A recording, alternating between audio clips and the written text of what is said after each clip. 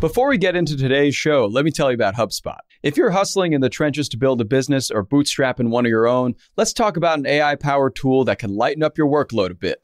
HubSpot's Campaign Assistant is a game changer for creating marketing campaigns at scale. It quickly turns your key selling points into a cohesive pitch, which helps you deliver knockout emails, ads, and landing pages in minutes. So let Campaign Assistant take care of the campaigns so you can get back to growing your business.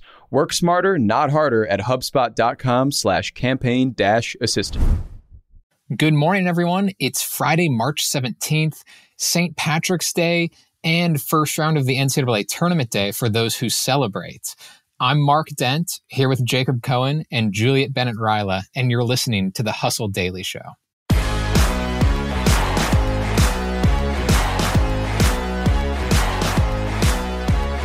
Today, we're talking about the AI gold rush and Ryan Reynolds, whose phone company was just acquired by T-Mobile and who might actually be good at business. But first, let's talk about everything else that's happening in the world of business and tech.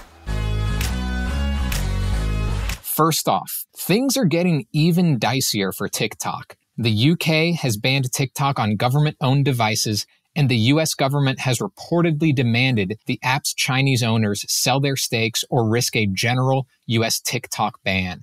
This comes about a week after a bipartisan group of lawmakers introduced a bill that would strengthen the president's power to ban an app like TikTok. So it's seeming to be a little bit more of a legitimate warning at this point. Speaking of things coming to an end, rest in peace to Google Glass. We truly hardly knew you. 10 years ago, Google started selling the AR product for $1,500, and basically nobody was interested because it was unclear exactly what Google Glass accomplished, and it looked pretty absurd. A slightly less expensive version of Google Glass had a second wind in the last few years as a product for the healthcare industry. Now, Google is working on a new smart eyewear product, battling rivals Microsoft and Meta. Meanwhile, Stripe's valuation is on the move, and not in the good direction. The digital payments processor's value peaked at $95 billion 2 years ago.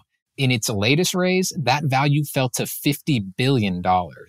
I would not want to lose any type of money that comes close to $45 billion. A few more numbers for you. After a surprisingly hopping January, U.S. retail spending cooled.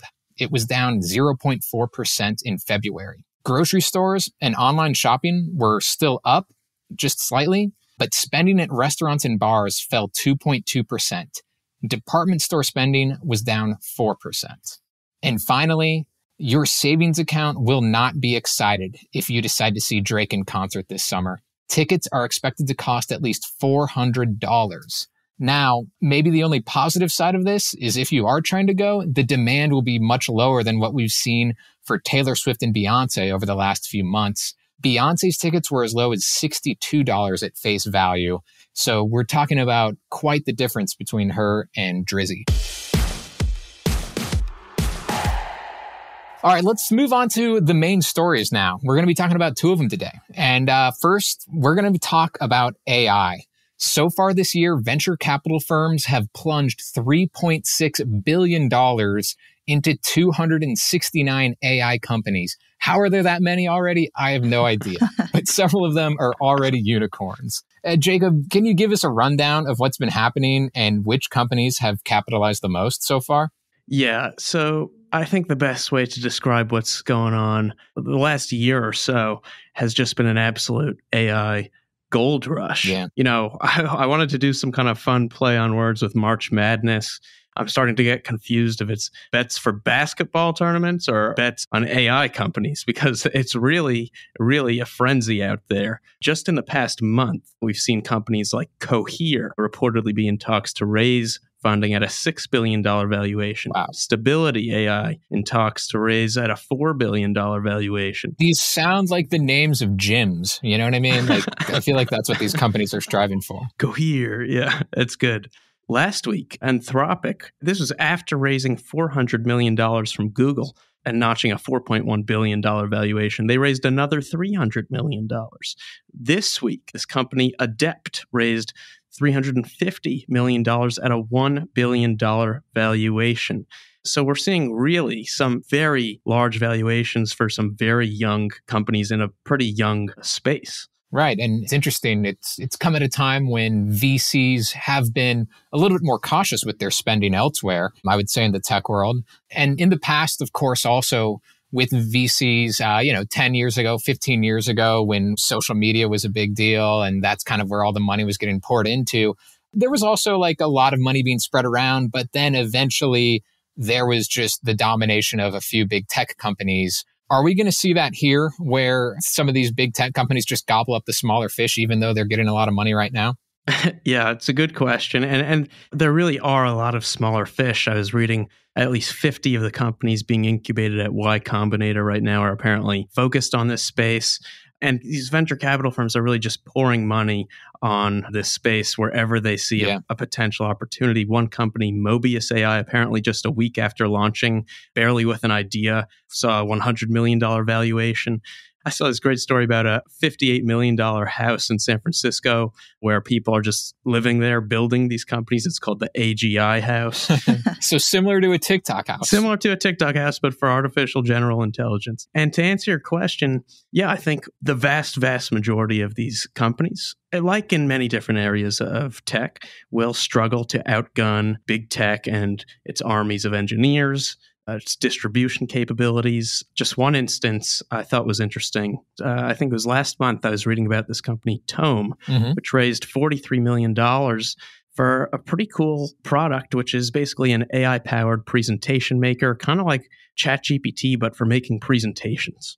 Very cool. So you can kind of tell it what you want to make, and it'll make it for you. Just this week, both Google and Microsoft announced pretty similar competing products.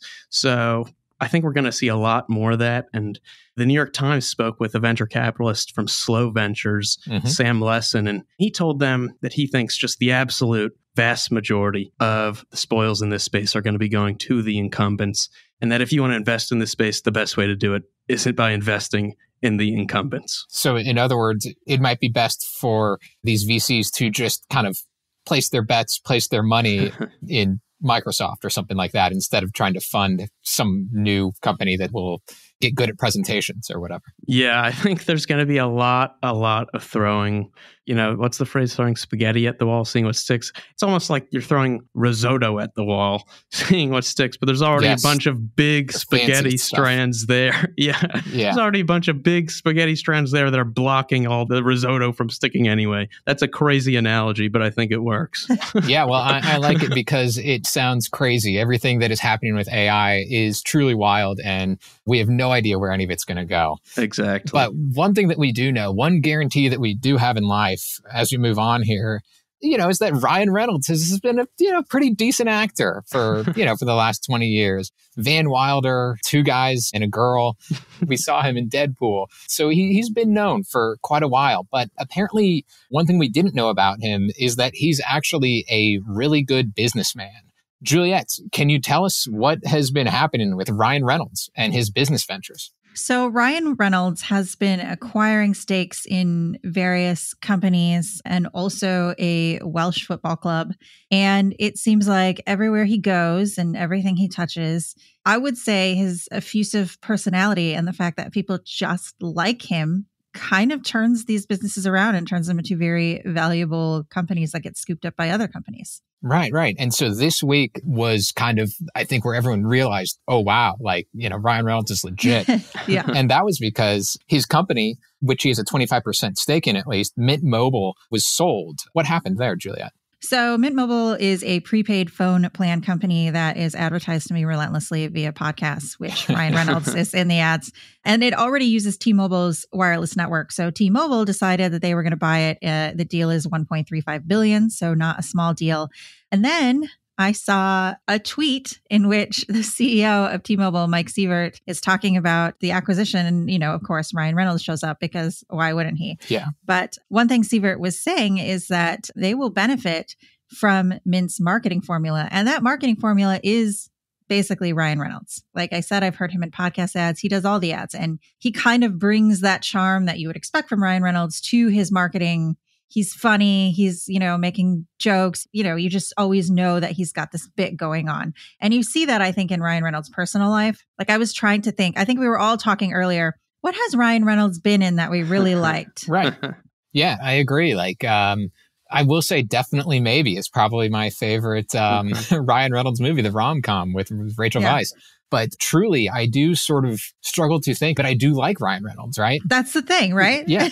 Well, I have this interesting conversation, an ongoing conversation with some friends about Ryan Reynolds, where we are never sure if Ryan Reynolds is being Ryan Reynolds, the actor, or Ryan Reynolds, the person. Right. Because it always feels like no matter what context, he's acting like Ryan Reynolds, the actor in Deadpool, or the Mint Mobile spokesperson. So it's an interesting trait of his, but I guess works well in a business context.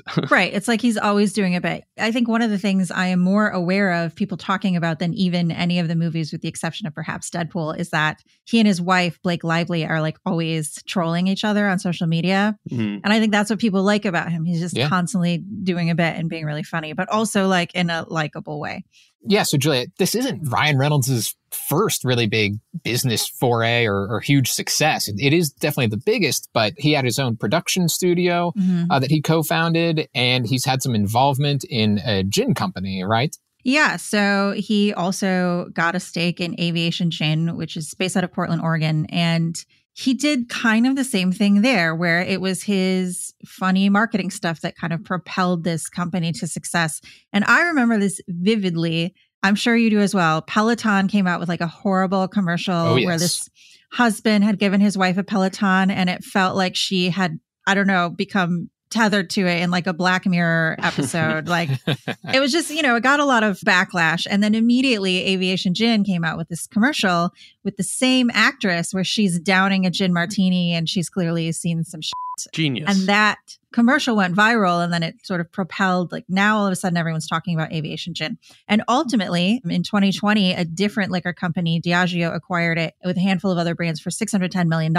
And Ryan Reynolds is still involved in the company. I thought this was great. He opened a distillery in Portland that you can go visit, and it ends in like what's supposed to be his office, but it's also an escape room that you have to solve your way out of. And it's just like, I just love this sort of like everything's always kind of a bit that he brings to these companies. Yeah. And then, of course, like the ultimate kind of Ryan Reynolds business venture, the one that probably everybody thinks of even more than these ones where he's been in ads, is the fact that he, along with Rob McElhenney, another actor, took over Wrexham AFC, a fifth-tier Welsh football club. And for our readers who aren't as familiar with sports, particularly those in Europe, that means that they're in like basically the lowest rung of the kind of UK soccer divisions, where you have 4 leagues ahead of them, and the teams can kind of advance when they have really good seasons. And if they have really bad seasons, then they fall back into a lower division. And Wrexham has been a doormat forever,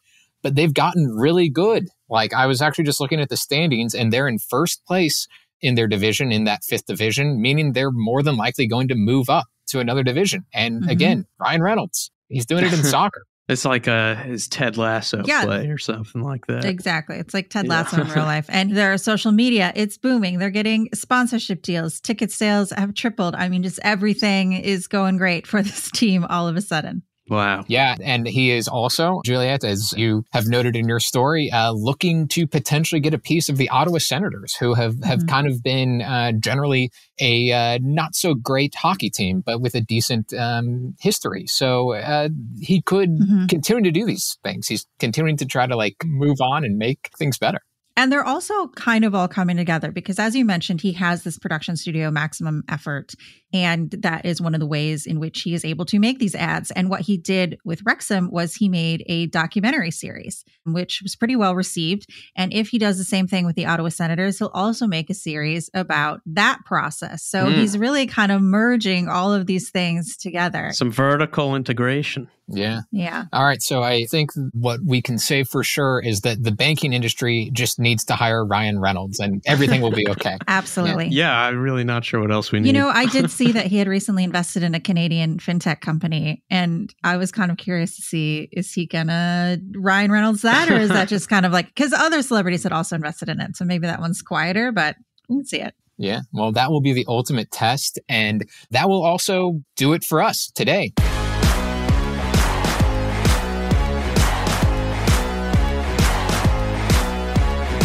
Thanks for tuning in to the Hustle Daily Show. We're a proud part of the HubSpot podcast network. Our editor today is Robert Hartwig, and our executive producer is Darren Clarke. We've got a lot more tech and business coverage in our newsletter. If you're not subscribed, go get yourself signed up at thehustle.co/email. Catch you all next week.